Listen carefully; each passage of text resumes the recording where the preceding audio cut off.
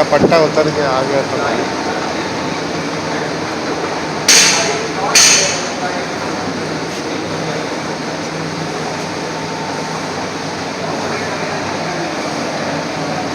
इसी मशीन का ऑपरेट करने के लिए ज़्यादा काम देते हैं, ऑपरेट करने के लिए। क्योंकि आप उसे आवेदन की सुविधा नहीं आती, आवेदन आने वालों को डाल देना।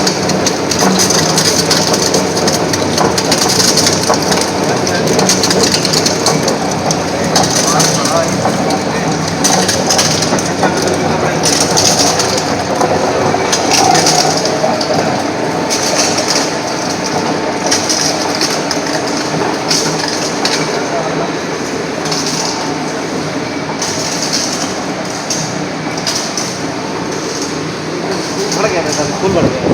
नहीं वो सेंटरिंग है। नीचे वो कहाँ से वो करें इसलिए क्या ये बैरियर रखे ताकि कचरा नीचे जाने ना पाए। अच्छा, इसमें भी इसी के ऊपर गिरेगा तो तीन छलनी हो जाती, 3 बार।